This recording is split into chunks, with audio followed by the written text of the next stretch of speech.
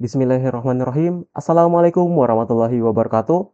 Perkenalkan, saya Lodemuan Sultan Kolgo dengan NIM S1S1240008. Nah, pertama-tama saya ucapkan terima kasih sebesar-besarnya kepada Bapak Ilham Julian Effendi STMT yang telah memberikan saya kesempatan untuk melaksanakan eh, ujian tengah semester saya. Nah, jadi teman-teman sekalian, pada kesempatan ini saya akan mempresentasikan penelitian dengan judul Deteksi Fraud Transaksi Keuangan Menggunakan Support Vector Machine dengan Penanganan Imbalance Data Menggunakan Smooth dan Code Sensitive Learning. Nah, teman-teman sekalian, penelitian ini berfokus pada bagaimana machine learning dapat membantu mendeteksi transaksi yang mencurigakan secara otomatis.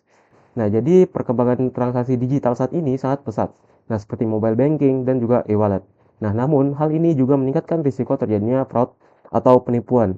Nah, permasalahannya, fraud ini seringkali sulit dideteksi secara manual karena jumlah data yang sangat besar. Nah, oleh karenanya, dibutuhkan sistem yang otomatis berbasis machine learning yang mampu untuk mendeteksi transaksi mencurigakan secara cepat dan akurat. Nah, kemudian kita masuk pada rumusan masalah. Nah, jadi teman-teman sekalian di sini ada 3 rumusan masalah, yaitu bagaimana bangun model klasifikasi untuk mendeteksi fraud, bagaimana kinerja model berdasarkan metrik evaluasi, dan juga bagaimana hasil klasifikasi dapat digunakan untuk mengidentifikasi potensi fraud pada transaksi keuangan. Selanjutnya ada tujuan penelitian. Nah, jadi teman-teman sekalian, penelitian ini memiliki 3 tujuan utama. Itu pertama untuk membangun model klasifikasi untuk mengidentifikasi jenis transaksi berdasarkan data transaksi keuangan. Yang kedua untuk mengevaluasi kinerja model machine learning menggunakan metrik akurasi, precision, recall, dan juga F1 score. Nah, lalu yang ketiga ada untuk mengidentifikasi potensi fraud pada transaksi keuangan berdasarkan hasil klasifikasi yang diperoleh. Yaitu dataset yang saya gunakan ini berasal dari Kaggle, yaitu berjudul Paysystems Mobile Money Dataset dengan sekitar kalau dari data itu ada 1.048.576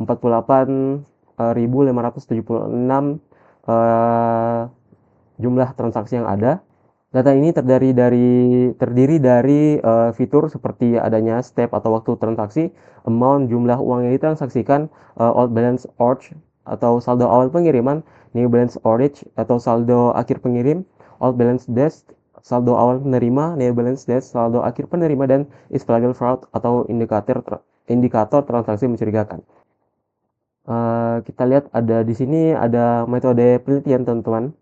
Nah, jadi untuk metodologi yang saya gunakan yang pertama itu ada pre-processing atau encoding, scaling, dan juga feature selection.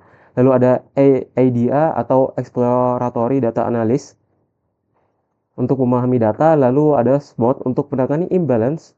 Lalu ada model building untuk menggunakan random forest, yaitu menggunakan random forest, SVM, dan logistic regression. Nah, lalu di sini saya juga menggunakan hyperparameter tuning untuk optimasi parameter model dan juga evaluasi model saya, yaitu untuk menentukan akurasi, precision, recall, F1, dan juga F1 score. Lalu di akhir ada perbandingan hasil model, yaitu untuk menganalisis performa dari tiap algoritma, teman-teman. Nah, jadi di sini teman-teman kita bahas dulu terkait exploratory data analysis atau disingkat sebagai EDA. Nah, pada tahap exploratory data analysis dilakukan analisis distribusi data, yaitu dari grafik terlihat bahwa terdistribusi kelas ini tidak seimbang atau imbalance, yang dimana berapa kelas jauh lebih banyak dibanding yang lain. Nah, jadi untuk menanganinya teman-teman di sini saya menggunakan SMOD, yaitu untuk mengatasi masalah imbalance pada kasus ini, teman-teman. Nah, sebelum SMOD, data sangat tidak seimbang seperti tadi yang teman-teman lihat. Nah, setelah SMOD, jumlah data tiap kelas menjadi lebih seimbang. Nah, dengan ini, model dapat belajar lebih adil dan tidak bias terhadap kelas tertentu saja. Nah, selanjutnya ada model building, teman-teman. Nah, jadi untuk algoritma yang saya gunakan di sini ada 3 ya, yaitu ada random forest, SVM, dan juga logistic regression. Nah, random forest ini kenapa saya gunakan, yaitu karena dia itu akurat dan juga berpotensi untuk mengurangi overfitting. Nah, lalu SVM, opsi kedua saya pilih SVM, yaitu untuk memisahkan data dengan margin optimal. Lalu logistic regression saya pilih karena dia memiliki model baseline yang sederhana. Nah, lalu untuk split data di sini saya menggunakan perbandingan atau saya menguji perbandingan antara 70/30, lalu ada 80/20, lalu ada juga 90/10, teman-teman. Nah, tujuannya apa? Yaitu tujuannya untuk mendapatkan model yang terbaik, teman-teman. Seperti itu. Nah, kemudian di sini ada parameter tuning teman-teman. Nah, jadi untuk hyperparameter tuning ini dilakukan untuk mencari parameter terbaik dari setiap model. Nah, dari hasil yang ditampilkan terlihat bahwa performa model meningkat setelah tuning, terutama pada metrik akurasi advanced score. Nah, jadi teman-teman selanjutnya kita lihat dulu terkait codingan yang sudah saya buat. Nah, jadi teman-teman saya jelaskan terlebih dahulu datasetnya. Nah, jadi intinya datasetnya yang kami gunakan sebelumnya kan ada 1 juta ya, 1 juta lebih. Nah, tetapi di sini saya menggunakan sampel saja, yaitu ada 100.000 sampel. Jadi di sini juga terdapat 11 fitur teman-teman. Di sini teman-teman bisa lihat ada step, type, amount, name, ORIC yang sudah saya paparkan sebelumnya di PPT sebelumnya. Nah, kemudian di sini saya membagi ada 3 kelas teman-teman, yaitu pertama ada ada cash out, yaitu ditandai dengan 0, lalu ada payment ditandai dengan 1, lalu transfer dengan 2. Nah, seperti itu.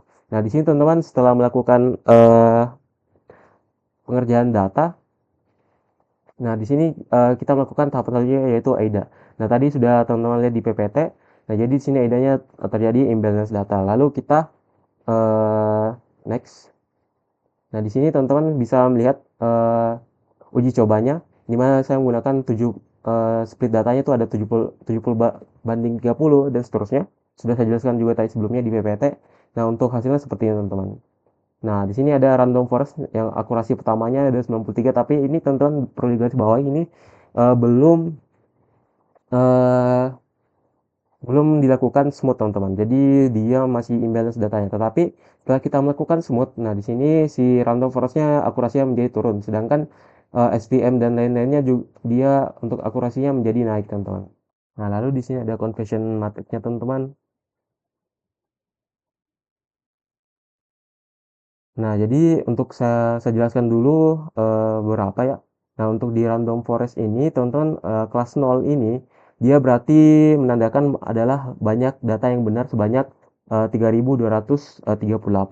Lalu di kelas 1 hampir sempurna, yaitu dengan 3.399, sedangkan di kelas 2 masih banyak yang salah ke kelas 0. Karena itu tadi kita menggunakan smooth.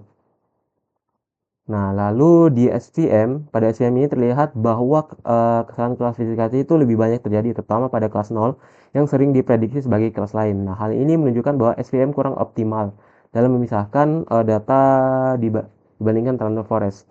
Nah, lalu yang terakhir ada logistic regression, teman-teman.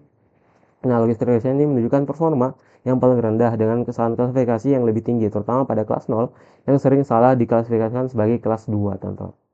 Lalu kita masuk pada deploy-nya teman-teman. Nah, di sini teman-teman menginput menginput data yang kita mau gunakan. Nah, misalnya di sini kita masukkan pertama untuk stepnya tuh 200. Kita tes di amount itu misalnya di 800.000.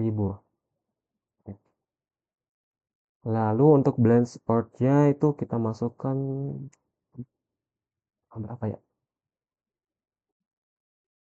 Masukkan coba sedikit. Lalu kita masukkan 200.000.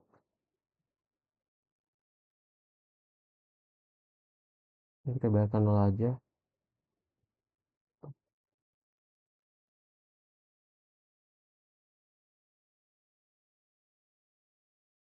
Nah, di sini terjadi fraud teman-teman.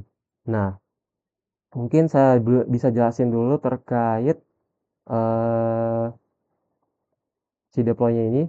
Nah, jadi pada tahap deploy ini model digunakan untuk memprediksi apakah suatu transaksi itu termasuk fraud atau tidak berdasarkan input pengguna. Nah, secara teori, lonjakan angka yang tinggi seperti jumlah transaksi yang besar atau perubahan saldo yang drastis itu bisa mempengaruhi hasil prediksi menjadi fraud. Nah, hal ini karena model machine learning telah belajar pola transaksi normal dari data jika terdapat transaksi yang menyimpang jauh dari pola tersebut, teman. Nah, maka akan dianggap sebagai anomali. Nah, selain itu dalam banyak kasus fraud, pelaku biasanya itu melakukan transaksi dengan nominal yang besar secara tiba-tiba atau mengosongkan saldo dalam waktu yang singkat. Sehingga pola ini dikenali oleh model sebagai indikasi fraud, teman-teman. Seperti itu. Nah, jadi mungkin itu yang dapat saya sampaikan. Lebih dan kurangnya mohon maafkan. Bila taufiq wal hidayah. Wassalamualaikum warahmatullahi wabarakatuh.